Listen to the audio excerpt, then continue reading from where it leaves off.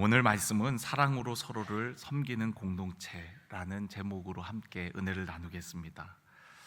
오늘이 이제 고린도전서 마지막 장인데요. 이제 고린도전서는 오늘 말씀을 끝으로 이제 고린도전서 강해는 마치려고 합니다. 우리가 고린도전서 15장 부활장을 거쳐서 이제 고린도전서의 마지막 장이거든요.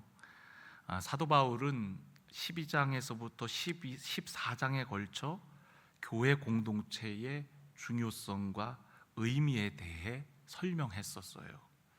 우리가 이제 그 한 장 한 장을 살펴보았었는데요. 특히 12장부터는 은사에 대해서 말하면서 그 은사를 모든 은사 사용에 있어서 사랑을 바탕으로 해서 은사를 사용하는 것이 중요하고 또 질서 있고 품위 있게 사용할 것을 권면했어요.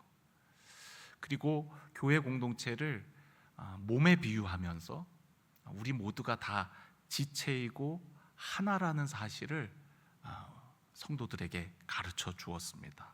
그래서 몸에 비유하면서 서로 사랑하고 또 존중하며 또 그리스도 안에서 하나 될 것을 당부했습니다. 그리고 오늘 우리가 읽은 이 16장은 그 말씀의 연장선상에서 이제는 교회와 교회 그리고 성도와 또 다른 교회의 성도와의 관계 속에서 그리스도의 몸된 교회가 서로를 섬기며 사랑하느냐에 대한 어떤 실천적인 방안으로서의 연보에 대해서 가르치고 있어요. 어떻게 보면은 제 고린도전서를 이제 성도님들과 함께 은혜를 나누기 위해서 여러 번 반복하면서 읽으면서 느끼는 것이, 우리가 사람이 어떤 편지를 쓸 때에 물론 처음부터 하고 싶은 얘기들을 막 써나가는 경우들도 있지만 정말 하고 싶은 얘기는 마지막에 이렇게 남기는 경우들이 많잖아요. 근데 고린도전서를 자꾸 읽다 보니까 사도 바울이 고린도 교회의 여러 가지 문제들 때문에 편지를 하기도 했지만 사실은 고린도 교회에 이 연보에 대한 부탁을 하고 싶어서 이 편지를 썼구나 하는 것을 느낄 수가 있었어요. 물론 고린도 교회 안에 여러 당파로 나누어져서 갈등과 분열을 겪고 있고 또 신앙적인 미성숙함으로 인해서 하나 되지 못하는 여러 문제들이 있었지만, 그러한 모든 목회적 어떤 가르침, 돌봄, 그런 것도 중요했지만 정말 고린도 교회를 향해서 원했던 것은 바울의 선교 사역의 지속적인 협력과 그리고 지금 어려움 가운데 있는 예루살렘 교회를 돕고자 하는 그런 연보에 대한 부탁을 하고자 이 고린도전서를 썼구나 하는 그런 생각이 들어요. 그러니까 그 부분을 이제 고린도 교회를 위해서 보내는 편지의 마지막 부분에 이제 쓰게 된 겁니다. 그리고 우리가 고린도 후서를 읽어보면 8장, 9장에 이 얘기가 무려 2장에 걸쳐서 사도 바울이 다시 얘기합니다. 왜 다시 얘기를 했냐면, 이렇게 편지를 보냈음에도 불구하고 고린도 교회가 예루살렘 교회를 돕기로 한 그 연보를 보내지를 않았어요. 1년 동안. 그러니까 1년 동안 안 보내니까 다시 편지를 써갖고 그 부분에 대해서 이야기하면서 고린도 교회가 예루살렘 교회를 돕는 그 일들을 해나가기를 다시 한번 권면을 하게 되어집니다.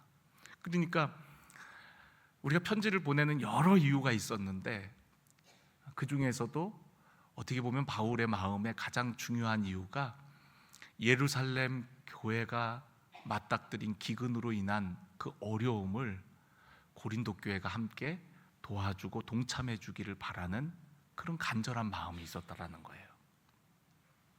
그래서 오늘 16장 1절에도 보면 성도를 위하여 위하는 연보에 관하여는 내가 갈라디아 교회들에게 명한 것 같이 너희도 그렇게 하라. 그러니까 갈라디아 교회에 뭔가 명한 바가 있나 봐요. 근데 갈라디아서를 암만 읽어봐도 이거에 대한 이제 연결되는 문맥은 쉽게 찾을 수가 없습니다. 근데 어쨌든 갈라디아 교회들에게도 명했던 모양이에요.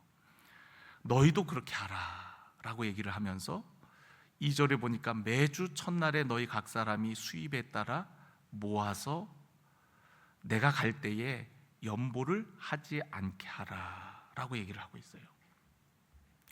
자, 오늘 우리가 읽은 이 본문에 나오는 연보, 이 연보라는 이 단어는 헬라어로 로게이아스라는 말을 썼어요. 근데 신약 성경에 이 단어가 딱 한 번 나와요.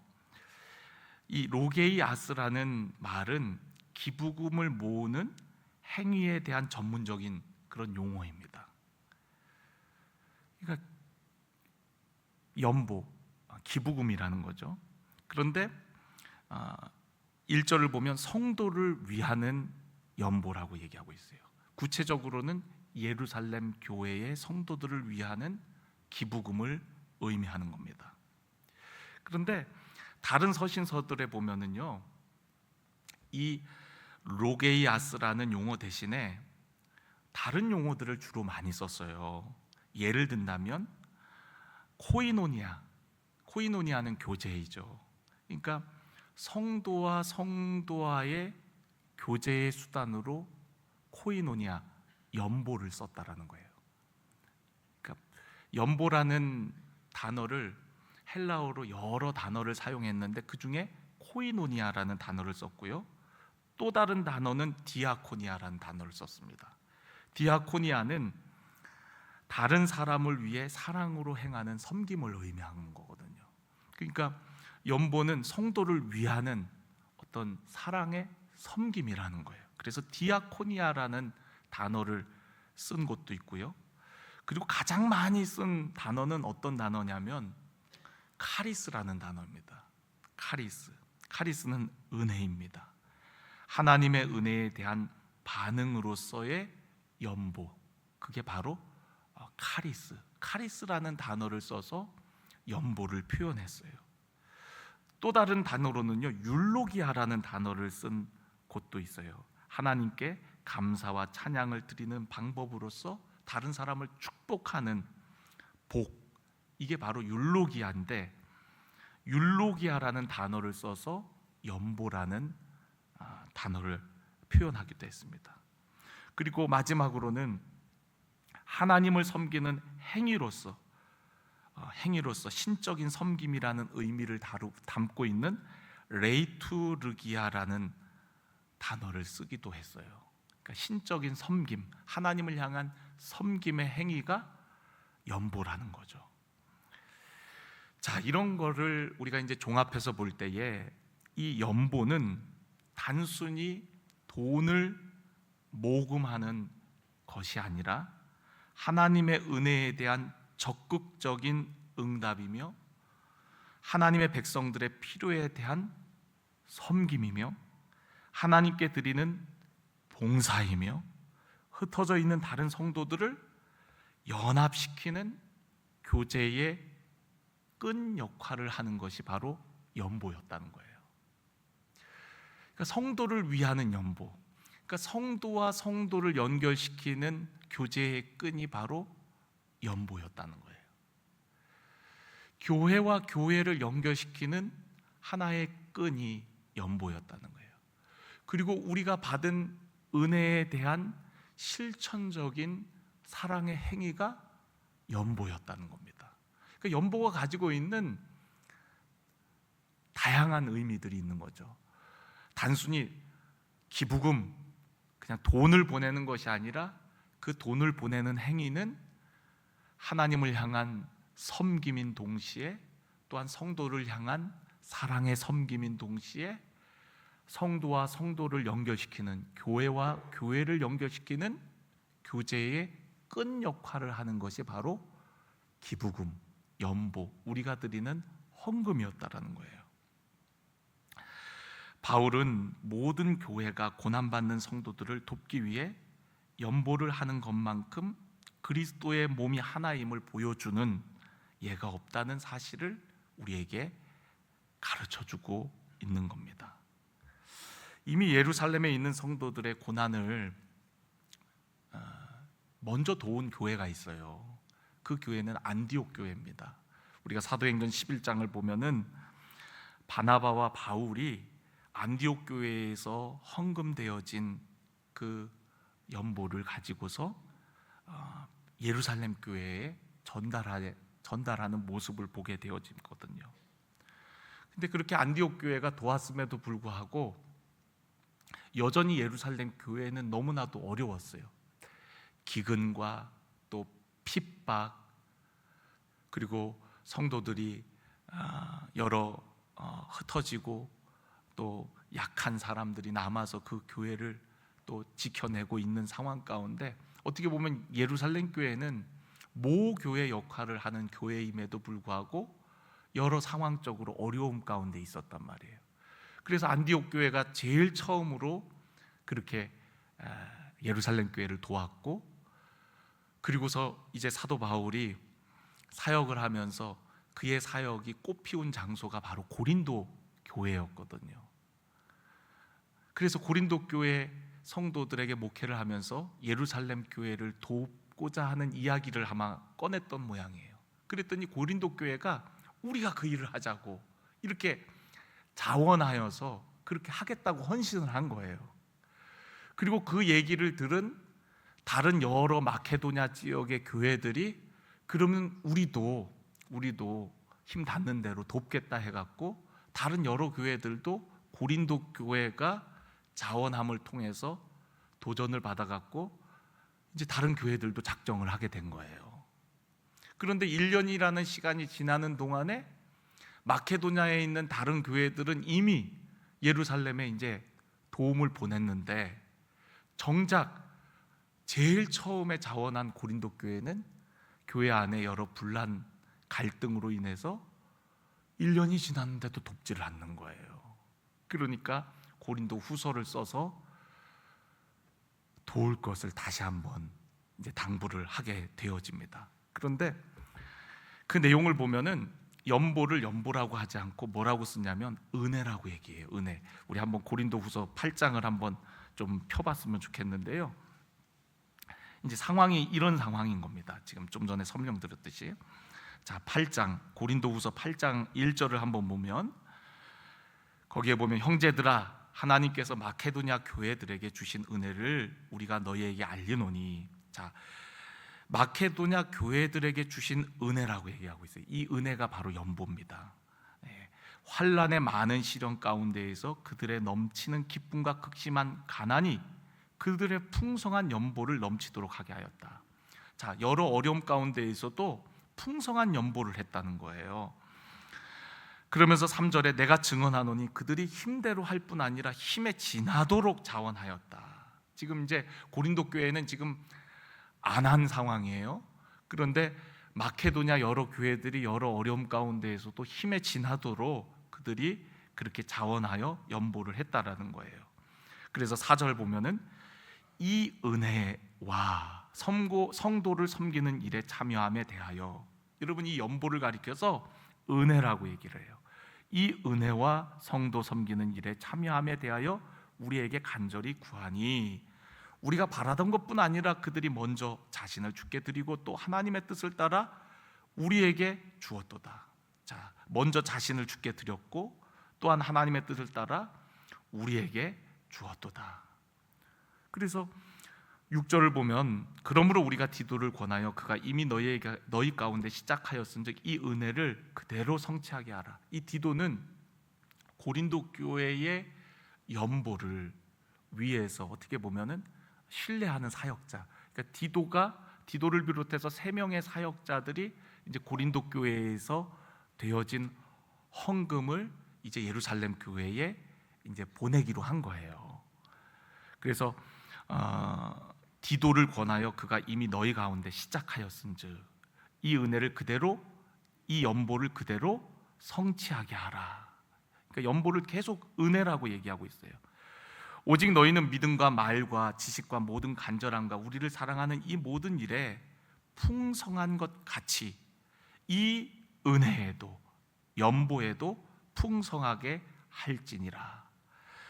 그러면서 8절에 내가 명령으로 하는 말이 아니요 오직 다른 이들의 간절함을 가지고 너희의 사랑의 진실함을 증명하고자 합니다. 그러니까 드리는 연보가 사랑의 증명이라는 거예요.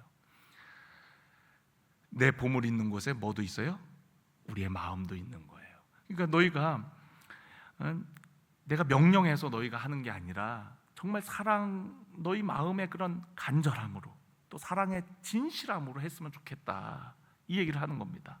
9절 우리 주 예수 그리스도의 은혜를 너희가 알거니와 부요하신 이로써 너희를 위하여 가난하게 되심은 그의 가난함으로 말미암아 너희를 부요하게 하려 하심이라. 이 일에 관하여 나의 뜻을 알리노니 이 일은 너희에게 유익함이라. 그러니까 너희가 연보를 하는 것이 너희 유익을 위해서 하는 거라는 거예요. 너희가 1년 전에 행하기를 먼저 시작할 뿐 아니라 원하기도 하였은즉, 그러니까 너희들이 자원하여서 시작한 것 아니냐. 11절에 이제는 하던 일을 성취할지니 마음에 원하던 것과 같이 완성하되 있는 대로 하라. 12절 우리 함께 읽겠습니다. 할 마음만 있으면 있는 대로 받으실 터이요 없는 것은 받지 아니하시리라. 그러니까 중요한 건 뭐예요? 마음이라는 거예요. 마음이 있으면 할 터이고 마음이 없다면 뭐 굳이 할 필요 없다라고 얘기를 하는 겁니다. 그러니까 마음의 문제라는 거예요. 우리 쭉 넘어가서 9장 7절을 한번 읽어보겠습니다. 9장 7절 우리 화면 띄워주시면 9장 7절 8절을 우리 함께 읽어보도록 하겠습니다. 시작. 각각 그 마음에 정한 대로 할 것이요 인색함으로나 억지로 하지 말지니 하나님은 즐겨내는 자를 사랑하시느니라. 하나님이 능히 모든 은혜를 너희에게 넘치게 하시나니 이는 너희로 모든 일에 항상 모든 것이 넉넉하여 모든 착한 일을 넘치게 하게 하려 하심이라. 아멘. 그러니까 하나님은 이렇게 기쁨으로 드리는 것을 받으시지 그냥 억지로 내가 말해서 마지못해서 그렇게는 하지 말라고 사도 바울이 권면하고 있는 거예요. 고린도 교회 때문에 시작된 이런 일들이 이미 뒤늦게 시작한 마케도냐의 여러 교회들은 이미 그 일을 마무리 지었는데 정작 고린도 교회는 아직도 그 일을 이루지 못한 걸 보면서 안타까워하면서 사도 바울이 권면을 하고 있는 거예요. 오늘 우리가 읽은 말씀을 보면 연보에 대한 사도 바울의 구체적인 지침이 나와요. 보면은 2절에 보면 매주 첫날에 너희 각 사람이 수입에 따라 모아두어서 내가 갈 때에 연보를 하지 않게 하라.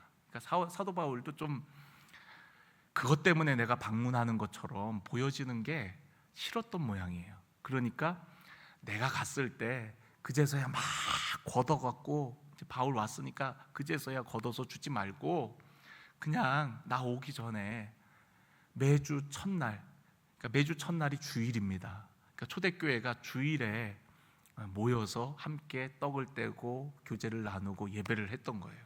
그러니까 매주 첫날 모이면은 수입에 따라 모아두었다가 그리고 내가 가면 그때 전해달라고 이야기를 하는 거예요. 지금처럼 우리가 뭐 온라인 송금이 있고 그렇지가 않다 보니까 돈을 모아놨다가 가면 달라는 거죠. 우리가 헌금을 할 때 우선적으로 우리가 드릴 것을 떼어놓지 않으면 헌금을 하기가 어렵습니다. 왜냐하면 우리 다 생활에 쪼들리잖아요. 우리 월급을 받고 사는 사람들은 우리 보릿고개가 있는 것처럼 월급 고개가 있어요. 그래서 월급 들어오면은 나갈 거 싹 빠지고 나면 정작 뭐 쓰려면 쓸 게 없습니다. 다들 뭐 이렇게 공감이 안 되는 얼굴 표정들이세요. 그렇잖아요, 여러분. 다 이체돼 갖고 요즘엔 또 카드로 쓰니까 내가 뭘 썼는지도 잊어버렸는데 어느 날에는 카드값이 다 나가 버려 갖고 뭐야 이거 월급 들어온 거 다 나가고 없네 카드값으로. 그럴 때가 있단 말이에요. 그러니까 우리가 먼저 하나님께 드릴 것을 미리 떼어놓지 않으면 그냥 생활에 의해서 그냥 다 써버리게 됩니다. 여러분들도 그런 경험들이 있으시죠? 맞아요. 그래서 우선적으로 매주 첫날에 수입에 따라 떼어놓음이 중요한 거예요. 일정한 금액을 떼어서 생활에 지장이 되지 않는 범위 안에서 그렇게 하지 않으면은 우리가 하나님 앞에 헌금을 드리는 것이 쉽지가 않아요. 예. 생활비도 써야 되고 자녀 교육하는 데도 돈이 들어가고 또 필요한 물건 또 과하게 소비하면 정말 하나님 앞에 드릴 것이 별로 없습니다. 그러니까 일정하게 수입해서 떼어놓는 것이 중요하다. 하나님은 우리가 누군가를 베풀고 섬기면서 살기를 원하세요. 생활이 풍요로워서 그 일을 할 수 있는 것은 절대 아닙니다. 마음이 있어야 할 수 있는 거예요. 내가 생활이 넉넉하기 때문에 나 왜 이렇게 많이 남지 해갖고 남을 돕는 사람은 없어요. 거의 없습니다. 그렇기 때문에 우리가 늘 하나님의 마음을 인지하면서 내가 어떻게 하면 하나님을 기쁘시게 할까? 하나님께서 도우라고 하는 사람은 누가 있을까? 이런 하나님과의 그런 어떤 소통과 연결됨이 없으면은 우리가 누군가를 돕는 일은 정말 어렵습니다. 왜냐하면 내가 제일 어렵거든요. 예. 누구나 다 자기가 제일 어려워요. 예. 그런데 하나님과 계속 연결해서 하나님, 저에게 이 돈이 생겼는데 이 돈을 어떻게 하면 좋을까요? 하나님이 기쁘시는 일에 쓰고 싶은데 어떻게 하면 좋을까요? 하나님 앞에 묻고, 그리고 하나님 앞에 내게 주어진 그 물질에 대한 청지기적인 마음으로 하나님 뜻대로 쓰고자 하는 마음을 갖지 않고서는 다른 사람을 위해서 내가 내 물질을 쓴다는 것은 정말 쉬운 일이 아니에요. 하나님께 마음이 있어야 되는 거예요. 우리가 정기적으로 드리는 헌금은요, 하나님을 사랑하는 그런 어떤 신적 드림인 동시에 또한 그 헌금은 이웃사랑의 방편입니다. 그래서 교회 안에서도 여러 다양한 연보들이 있잖아요. 감사헌금도 있고 일천번제도 있고 또 구제헌금도 있고 선교헌금도 있고 다양한 우리 특별헌금들, 목적헌금들이 있어요. 그러니까 이웃사랑의 방편, 예를 들어서 우리가 선교헌금은 우리가 선교적인 일에 쓰여지니까 그렇고, 또 구제헌금, 그렇죠? 그리고 친교헌금이라고 우리 교회 성도님들은 또 드려요. 그래갖고 정말 우리 성도님들을 사랑하는 마음으로 식사헌금을 드리고 친교헌금을 드리고 또 커피 나눔 헌금을 드리고 다양한 이웃사랑의 방편으로 그런 헌금을 드리는 거예요. 그리고 우리 교회가 매월 첫날 월삭에 드리는 헌금은 우리 교회가 아니라 외부의 이웃들을 위해서 또한 다른 교회를 위해서 쓰자고 해서 우리가 그 달의 첫날 드려지는 헌금은 그렇게 또 쓰여지고 있어요. 이웃사랑의 방편으로. 그래서 제가 생각나는 대로 썼는데 정리해봤는데 8월부터가 잘 생각이 안 나더라고요. 2월 달에는 우리가 이제 2월 월삭 헌금은 선교사님들이 어떤 모임을 하신다 그러는데 거기에 좀 지원을 해달라 그래갖고 우리 선교사님들을 섬겼고요. 2월 월삭은. 그리고 3월에 드려졌던 월삭은 춘천 임마누엘 교회, 우리 함께 동역하는 교회입니다. 그 교회 사모님이 아프세요. 그래갖고 그 사모님 우리가 방문하고 3월 월삭을 이제 그 교회에 지원을 했고요. 또 4월에는 우리 홍성상황교회, 우리 함께 동역하는 교회에 또 여러 해결해야 될 문제들을 해결하기 위해서 또 경력금으로 또 거기에 우리가 선교비를 보내드렸고요. 또 5월에는 우리 멘토라고 우리 저쪽 옥계에 있는 우리 청년 젊은 그 비보이 그분들이 무슨 올림픽이었나, 프랑스 올림픽이 있나, 거기 선교 간다 그래갖고 거기 이제 지원해드렸고, 일부는 에디오피아 심장병 어린이들 초청해갖고 그분들을 섬기는 그 일에 함께 도왔고요. 그러니까 5월은 좀 쪼개서 도왔어요. 그리고 6월 월삭은 기독교 연합회 연합 전도대에 우리가 함께 이제 거기에 협력을 했고요. 그리고 7, 8, 9, 10도 했는데 제가 오늘 설교 준비를 하면서 암만 생각해도 잘 생각이 안 나더라고요. 그래서 그건 나중에 또 말씀드리고요. 그리고 11월 월삭을 가지고서 중앙초등학교 이제 장학금을 우리가 이제 도왔고요. 그리고 이제 12월 월삭은 아직 돕지를 못했습니다. 그리고 1월은 우리가 이제 송구영신 예배로 월삭이 없었고, 2월 이제 월삭은 우리 김여명 목사님 그 개척하는 교회를 돕고자 이제 준비를 하고 있는 가운데 있습니다. 그러니까 이런 연보가 지역 사회와 연결을 하고, 그리고 교회와 교회를 연결하는 코이노니아가 되고, 또한 사랑의 섬김인 디아코니아가 되고, 그리고 우리가 받은 은혜를 흘려보내는 그런 은혜의 통로가 되어지는 거예요. 그리고 우리가 지난 맥주 감사절 때는 드려진 우리 절기 헌금을 절반으로 나누어서 우리 지역사회 어려운 이웃들을 위한 사랑의 난방비와 또 어떤 위기 가정, 그 가정 돌봄으로 우리가 일부를 지원했고요. 그리고 절반은 우리 홍성상황교회 그 땅이 그 땅 문제가 있어갖고 그 땅을 뭐라 그래야 되죠? 그걸 하여튼 토지 전환하는데 비용이 들어갔고 거기에 우리가 절반을 또 지원을 했습니다.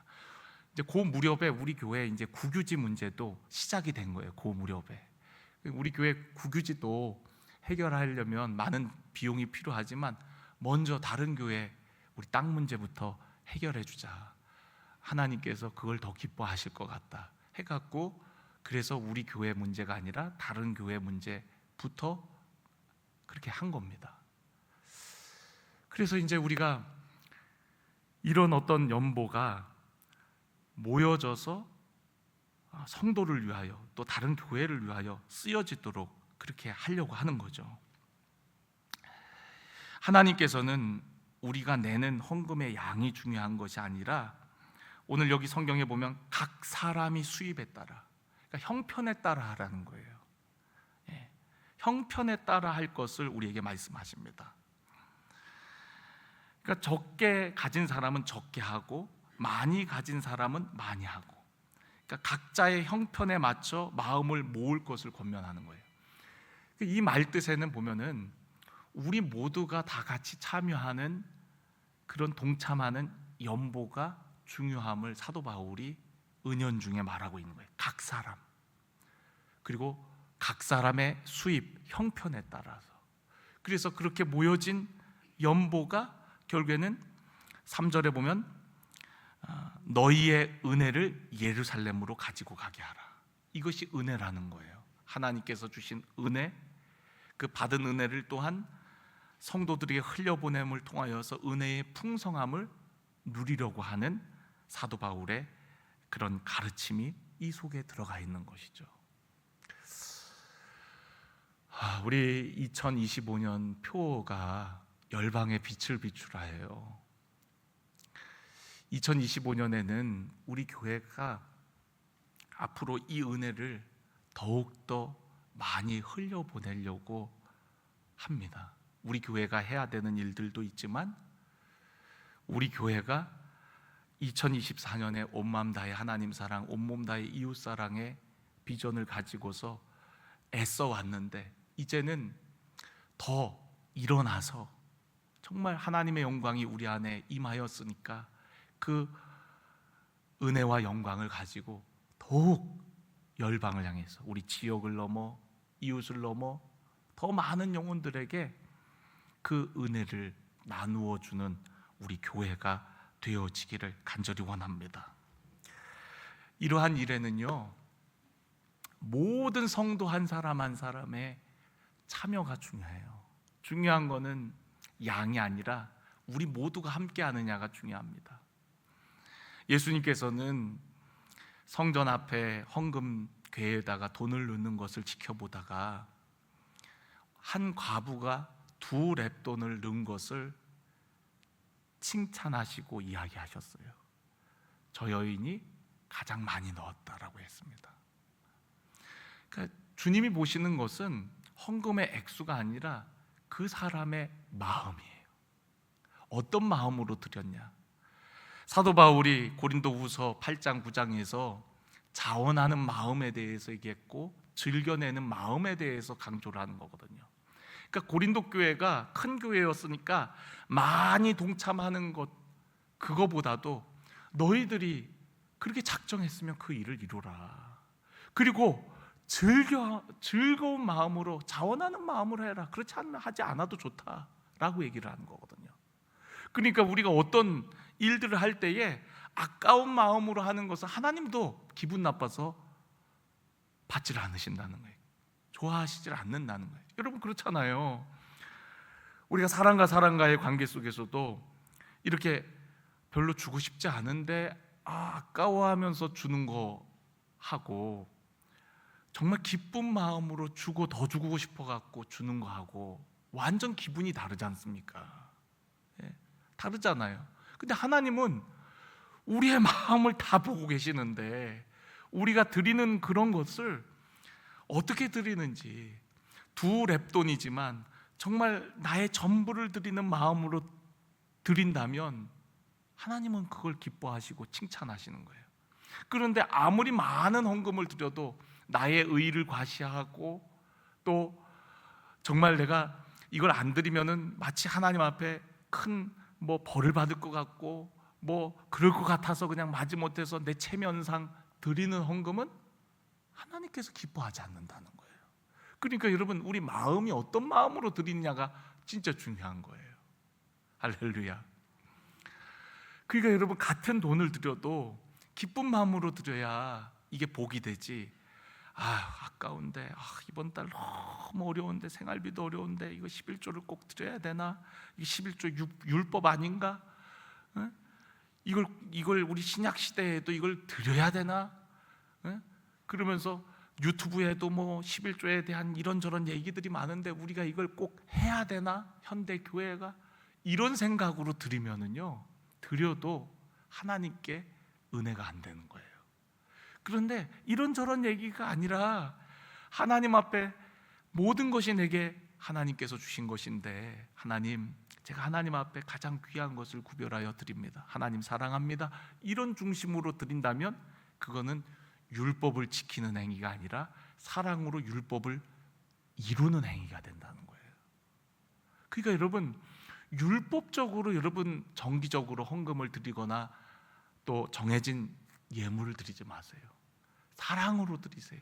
내가 드리는 이 헌금이 사랑으로 드리는 헌금이 될 때에 기쁨이 되고 하나님 앞에도 영광이 되는 거지, 내가 집사인데, 내가 권사 될 때 이거 서약했는데 이거 어기면은 또 내가 벌 받겠지, 이런 마음으로 드리는 예물은 하나님께서 이미 기뻐하지 않는다는 거예요. 네. 그러니까 여러분, 하나님께 기쁨이 되도록 예물을 드리시기를 간절히 축원합니다. 그러면서 이제 그 예물이 모여지면 자신도 언젠가 함께 가서 고린도 교회가 신뢰하는 그 사람들과 함께 예루살렘 교회에 그 연보를 전해주겠다라고 얘기를 합니다.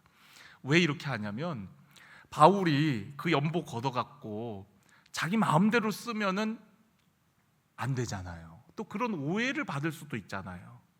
그러니까 고린도 교회, 너희들이 신뢰하는 그 사람과 함께 내가 예루살렘 교회에 그 연보를 전달할 마음이 있다라고 얘기를 해요. 그 사역자가 바로 디도입니다. 디도. 이제 고린도 후서에 나오는 디도와 나머지 두 명은 누군지 모르겠어요. 하여튼 그 세 사람과 함께 사도 바울이 이제 헌금을 전해주려고 하는 거예요. 저도 가끔은요, 우리 성도님들이 이제 좋은 데 써달라고 이렇게 봉투를 갖다 주시는 분들이 계세요. 네. 특별한 목적을 가지고 이제 써달라고 봉투를 가져다 주시는 분들이 계시거든요. 그러면 제가 그거를요 이제 넣어놓고 어떻게 써야 되는지 하나님 앞에 기도를 해요. 하나님, 이거 어떻게 써야 되죠? 물론 주신 분은 저를 신뢰해서 목사님이 이렇게 감동되는 곳에 아무렇게나 잘 써주세요, 이렇게 이제 어떤 딱 정해놓고 저에게 그 예물을 갖다 주신 게 아니라 목사님께서 기도해 보시고 필요한 곳에 사용해 주세요 하고 이렇게 갖다 주시는 경우들이 있어요. 그러면 이제 저는 사실 그걸 받고서 더 많이 기도가 돼요. 왜냐하면 제가 이것을 하나님 뜻대로 사용하지 않게 되면은 제가 하나님 앞에 책망받을 거 아니에요. 그리고 가져다 주신 분이 분명히 기도하면서 감동을 받아갖고 목사님에게 전달을 한 건데, 제가 그 하나님의 뜻과 감동을 제대로 깨닫지 못하고 알지 못하고 제가 엉뚱한 곳에다가 써서는 안 되잖아요. 그러니까 그런 경우에는 사실 저에게는 숙제와 같습니다. 더 많이 기도를 해야 돼요. 하나님 앞에, 하나님 이거 어떻게 써야 되나요? 또 하나님 가르쳐 주세요. 이것이 꼭 필요한 곳에 쓰여질 수 있도록 도와주세요.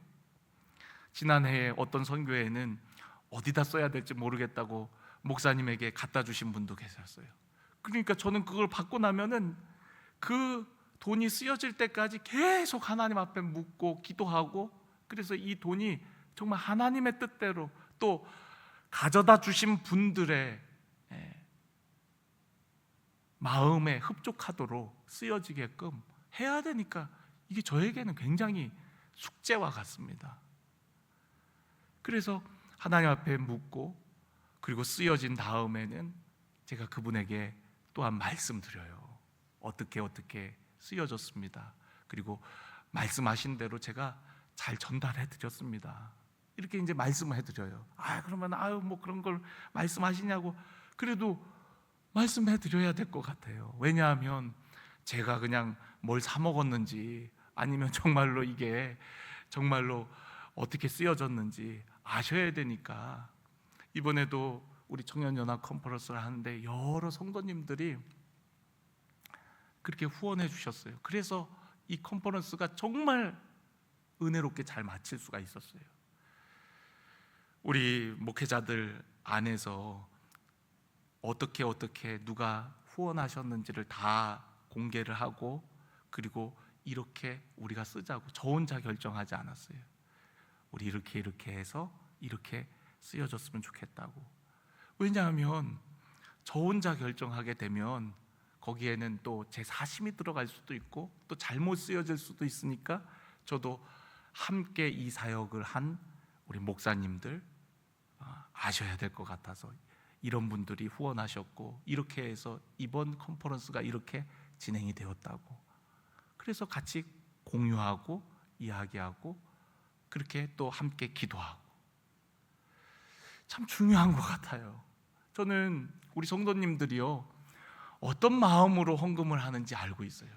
정말 생명과도 같은 귀한 예물이기 때문에 이 예물이 허투루 쓰여지지 않도록 우리 재정부에서도요, 우리 재정부장님, 재정부원들, 또 우리 함께 그 일을 위해서 기도할 뿐만 아니라 저도 재정부에 가서 함께 기도할 때마다 하나님, 우리 성도님들이 드린 이 예물이 잘 쓰여질 수 있도록 하나님 도와달라고, 지혜를 달라고, 또 사람을 살리는 그런 생명을 살리는 그런 일이 되게 해달라고 하나님 앞에 기도하는 거예요. 같이 기도하는 거예요. 우리 교회가 2025년에는요 더 많은 교회들과 동역하고 교제하고 사랑의 섬김을 하고 하나님을 섬겼으면 좋겠고요. 그리고 더 많이 이웃들에게 이 물질을 통해 세상의 빛이 비추어지고 또 많은 사람들이 그리스도의 사랑을 알게 되고 은혜를 경험하게 되어지기를 간절히 원합니다. 우리 작년에 우리 추수감사절 때인가요? 언젠가요? 우리 특세, 우리 사랑의 특세 하고 나서, 사랑을 주제로 해서 특세를 하고 나서 우리 귤 한 박스씩 했잖아요. 그런데 처음에 시작할 때는 이거 뭐 몇 박스나 되겠어요? 막 그러시더라고요. 그런데 아니에요. 우리 성도님들이 다 우리가 동참하면 이거 꽤 될 겁니다. 그래서 했더니 300박스였나 350박스였나요? 예, 그래갖고 그거를 우리 강남동하고 우리 나눴잖아요. 참 너무 기뻤어요. 왜 기뻤냐면 10,000원을 이렇게 가치 있게 쓸 수 있다니. 그리고 그 10,000원은 누군가가 300만 원을 내서 할 수도 있는 충분한 일이지만, 예? 누군가가 300만 원을 내서 그냥 해버릴 수도 있는 일이지만, 어린아이부터 어른에 이르기까지 우리 모두가 이번 특세에 참여한 우리 모두가 10,000원씩 모아갖고 그러한 선한 일을 했다는 게 너무 기쁜 거예요. 너무 감사하고. 여러분 안 그러셨어요? 전 너무 기뻤거든요. 그 10,000원이 가지고 있는 가치가 저는 그냥 10,000원이 아니라 어마어마한 가치라고 생각을 했거든요. 그래서 너무 기뻤어요. 이것이 우리 지역사회와 우리 교회를 이어주는 사랑의 끈이고, 또한 하나님을 향한 섬김의 행위고, 이웃사랑의 적극적인 실천의 행위고, 또 우리가 말씀을 통해서만 사랑을 우리가 고백하는 게 아니라 우리의 사랑을 증명하는 행위였기 때문에, 할렐루야. 그래서 우리가 2025년에는 이런 일들이 더 많았으면 좋겠어요. 우리 이런 거 합시다 하면은 그것이 액수가 중요한 것이 아니라 우리 모두가 각 사람이 함께 참여하는 그러한 일들이 되었으면 좋겠습니다. 할렐루야. 이제 절반 왔는데 이제 끝나야 될 것 같아요. 마지막 이 뒷부분 우리가 읽은 부분은요, 이제 하나님께서 허락하신다면 고린도에 머물겠다는 거예요. 고린도 교회를 향한 사랑이 있었어요. 근데 지금 이 고린도 전서를 에베소에서 사역하면서 편지를 썼거든요. 근데 에베소에 이제 뭐 광대하고 유효한 그런 복음의 문이 열렸는데 지금 당장 갈 수 없다는 거예요. 그래서 이 사역을 어느 정도 마무리하고 내가 가겠다라고 얘기를 합니다. 이제 사도 바울의 그런 모든 선교적인 계획은 하나님의 뜻 안에 있었다라는 거예요. 하나님께서 허락하시면 내가 가겠다라고 하는데, 그냥 자기가 생각해서 자기가 가고 싶으면 가고 말고 싶으면 말고 이런 게 아니라 하나님의 섭리와 인도하심에 따라서 바울의 모든 사역이 이루어졌음을 우리가 볼 수가 있고요. 그리고 마지막으로 사도 바울이 먼저 디모데를 고린도 교회에 보냅니다. 그리고 디모데를 보내면서 혹시라도 그가 젊다는 이유로 홀대당하지 않을까 염려하면서 그는 주님의 일에 힘쓰는 자라고 이야기하면서 나와 같이 잘 대우해 줄 것을 요청합니다. 원래 고린도 교회는요, 아볼로 사역자를 원했어요. 아볼로 사역자 좀 보내주십시오. 우리는 아볼로가 좋습니다. 그랬는데 어찌된 일인지 아볼로가 가지 않겠다 그랬어요. 고린도 교회. 왜냐하면 이 고린도 교회 안에 뭐 아볼로파, 뭐 베드로파, 뭐 나는 바울파 이런 분당이 있었기 때문에 아볼로도 그 소식을 듣고 내가 가지 않고 사도 바울을 통해서 목회적 가르침과 지시를 받는 게 좋겠다 해갖고 사도 아볼로가 그래서 가지 않았지 않을까 이렇게 이제 추측해 보는 겁니다. 그래서 아볼로는 안 가게 되고 사도 바울이 가장 아끼는 제자인 디모데를 이제 보내게 되어집니다. 그래서 이제 공동체를 화합하고 하나 되게 하는 역할을 하게 되어지는 거예요. 교회를 향한 사도 바울의 마음이 얼마나 간절했는지 몰라요. 그런데 저 역시 사도 바울과 같다는 얘기를 하려고 하는 건 아니고요. 뭐 사도 바울에 비하면 저는 신들매 풀기도 감당을 하지 못할 정도로 저는 아무것도 아니지만은, 이번에 박반성 목사님 이제 청년연합 컨퍼런스 강사로 오셔갖고 이제 같이 교제할 시간이 별로 없었어요. 왜냐하면 저는 이제 컨퍼런스 신경을 쓰느라고 이제 박 목사님을 만나서 이야기할 시간이 사실은 없었습니다. 근데 잠깐 시간을 내 갖고 한 40분 정도 차 마시면서 교제할 시간이 있었어요. 근데 그때 그런 얘기를 나눴어요. 커피를 마시면서, 목사님, 저 너무 괴로워요. 근데 제가 목사님한테 하는 얘기는, 저 너무 괴로워요. 이렇게 교회를 떠나와 있으면 교회가 걱정되고 신경 쓰여 갖고 제가 너무 마음이 힘들다고, 이제 새해도 됐는데 제 마음이 너무 힘들다고, 자꾸만 불안하고 걱정이 되고, 목회를 하면 할수록 마음이 평안해지고 그래야 되는데 믿음이 없는지 너무 마음이 힘들다고, 제가 그런 얘기를 이제 목사님한테 했어요. 그랬더니 목사님이 뭐라 그러시냐면, 목사님, 저도 그래요. 저도 그래요. 뭐 박 목사님이 자기도 너무 괴롭다는 거예요. 목사님, 그게 정상이에요. 그걸 이상하게 생각하지 말고, 교회를 사랑하니까 걱정되고 성도들이 신경 쓰이고 마음이 그렇게 가니까 이렇게 나와 있어도 교회를 걱정하는 마음 때문에. 그런데 저도 그래요. 저도 이렇게 한국에 나와 있으면 교회 걱정으로 마음이 너무 힘들다는 거예요. 그 목사님도 되게 예민하시네요. 우리 모두가 예민하다고 그러면서 이제 커피를 마시면서 이제 그러면서 얘기를 마쳤는데, 목사님도 그렇다는 거예요. 그러니까 그 이상하게 생각하지 말고 이제 좀 그냥 그런가 보다 하고 받아들이라는 거예요. 자기도 이렇게 나와 있으면, 한국에 뭐 한 달씩 나와 있으면 마음이 편해야 되는데 안 편하다는 거예요. 교회를 생각하는 마음, 성도를 생각하는 마음. 근데 사도 바울이 고린도 교회를 향하여서 너무 생각이 많은 거예요. 그래서 이 연보를 주면은 오해가 생기면 어떡하나? 그것까지 얘기하는 거예요. 오해가 생기면 어떡하나? 내가 간다 해놓고 못 가면 어떡하나? 내가 가는 길에, 마케도냐 지역을 가는 길에 잠깐 보고 싶어갖고 얼굴만 보고 가면은 또 그게 오해가 되면 어떡하나? 사도 바울은 우리에게 관심이 없어. 맨 딴 데만 관심 갖고 우리는 잠깐만 보고 갔어. 그런 오해가 생기면 어떡하나? 그러니까 지금 사도 바울이, 내가 만약 가면 그렇게 잠깐 안 가고 겨울 내내 너희들과 함께 있고 싶다. 그런데 이 약속을 못 지켜요. 나중에 우리가 고린도후서를 보면. 그러면서 거봐, 사도 바울은 우리에게 별로 마음이 없는 게 분명해. 이런 오해를 실제로 또 하거든요. 그러니까 사도 바울은 고린도 교회, 이 예민한 고린도 교회 성도들을 어떻게 오해를 안 되게 하는 얘기들이 오히려 나중에 보면은 고린도 교회의 오해가 돼요. 보면 사도 바울 사역에. 그러니까 너무너무 생각이 많은 것도 사실은 문제인 것 같아요.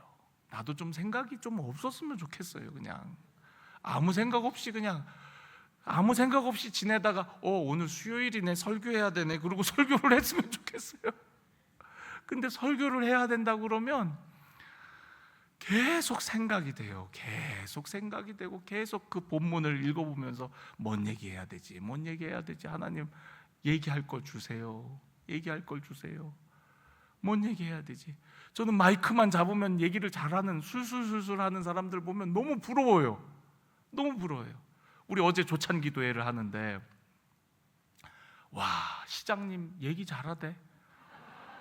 와, 시장님 그렇게 말씀 잘하시는 거 내가 보고서, 와, 목사인 내가 너무 정말, 와, 저렇게 정치를 하시는 저런 분도 저렇게 말을 잘하시는데, 와, 목사인 내가 너무 부끄럽더라고요. 나도 좀 저렇게 이 원고 안 보고 저렇게 술술술술 하고 싶은 얘기 다 하면 너무 좋겠다.